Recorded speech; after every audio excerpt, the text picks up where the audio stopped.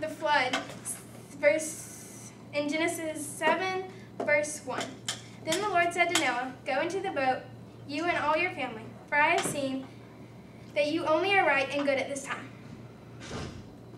Delaney will explain that. Okay.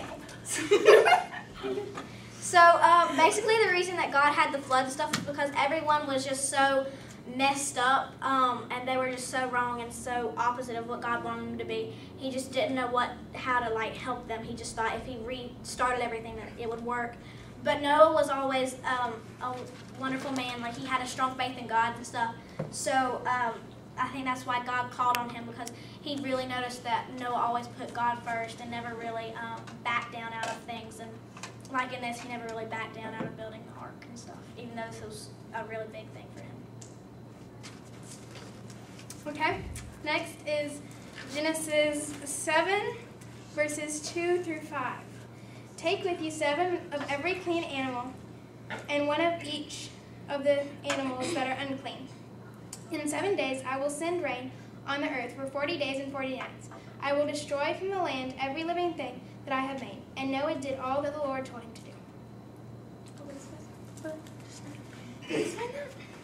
That is talking about how God made all the animals come to Noah when he needed them, when he was done with the ark, and God made a promise that he would destroy mankind and would save Noah so that he would be okay, him and his family, and would also help him accomplish building the ark, and promise that his family would not die during this trouble, and also said that he would send all the animals to Noah so he wouldn't have to worry about that. Okay, next is verse 7, verses 7 through 11. Then Noah and his sons and his wife and his sons' wives all went into the large boat because of the water of the flood. Clean animals and animals that were unclean, and birds, everything that moved on the ground, went into the large boat with Noah. In the year 600 of Noah's life, in the 2nd month, on the 17th day of the month, all the wells of water under the earth broke open. The windows of the heavens were opened, and the rain fell upon the earth for 40 days and 40 nights. And Delaney will, okay, explain that. Okay. My pants. Okay, so this one, it was basically because that it started raining really bad, and you could tell that it was gonna flood, that was sort of obvious. But still, Noah never doubted God. He always knew that God had sent him the plans and stuff, so he knew that the ark would hold up and that everything was going to be okay as long as he trusted in God. And that's one of the things, that's the main reason why God chose him, was because he never doubted God. He always knew that God had his best interest in mind, so he never doubted God again, and he always did what God had told him to do. Okay, next is chapter 7, verse 21 through 24. All flesh that moved on the earth was destroyed, birds and cattle and wild animals and every man. Everything that had the breath of life and lived on dry land died. And the water covered the earth for 150 days. And Elizabeth, would you like to explain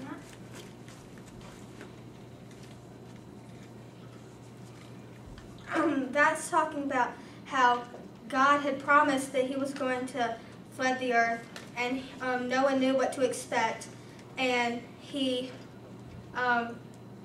tried to do everything to get all the animals safe and have enough food to live and stay alive on the journey, and God helped keep the boat steady, and also helped Noah trust more in him and believe that he was going to get through this, and all the animals were going to be okay, and his family were going to be okay, and God was going to stop the rain eventually. Okay, next is chapter 8, verses 1 through 4. But God remembered Noah and all the wild animals and all the cattle that were with him in the large boat. Then God made a wind blow over the earth until the water went down, and it stopped raining. And in the 7th month, on the 17th day of the month, the large boat came to rest on Mount Ararat.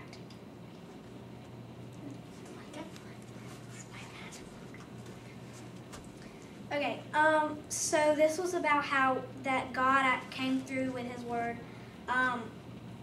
because he remembered Noah and that what he had told Noah, and that he always had Noah in mind, even though it doesn't really seem like that at times, and that he stopped the flood and did exactly as he told Noah.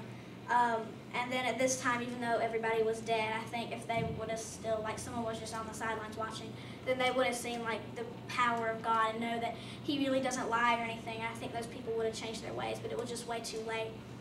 And then in this magazine I was reading, it was saying that Noah made the ark way too big, and they wondered why, but they think it was because Noah had a place for everyone that lived there, for everyone to get on the ark to be saved, but they didn't listen to him because they didn't believe him. But it just shows that Noah really was a wonderful man, and he really did trust in God and knew that God was right. Okay, and next is verse 8, 6 through 11. Yes, 6 through 11. At the end of the 40 days, Noah opened the window of the large boat which he had made. Then he sent out a raven, and it flew here and there until the water was dried up from the earth. Then he sent out a dove to see if the water was gone from the ground. But the dove found no place to set her food, so she returned to him in the boat. For the water was still over the earth. So Noah put out his hand and took her and brought her from the boat with him. They waited another 7 days and sent the dove from the boat again. The dove returned to him in the evening. In her mouth was an olive leaf that had just been picked. So Noah knew that the water had gone from the earth. Well, explain that. That's talking about how Noah knew that the rain was going to eventually stop. So he was planning to know exactly when the water was going to stop. So that the water, so that the animals could settle down on the land and they could get off and the life would start over again. And they just had to believe that the bird would come back and tell them that it's safe to come on down from the ark and start living your lives again, because the world has many more years to come before the world ends. All done. Thank you. Great job, y'all. Elizabeth Walker, and I think that we, the people, should have time for God every single day. He created everything, and we should thank Him. We know He loves us so much. Do you think that we deserve it? What He does for us? No. But He does. He deserves our love, because God deserves everything. Even if we can't tell Him, we can't describe everything that He deserves. So pick up your agenda and write down 20 minutes a day for God, because He deserves more than we can give Him. Thank you.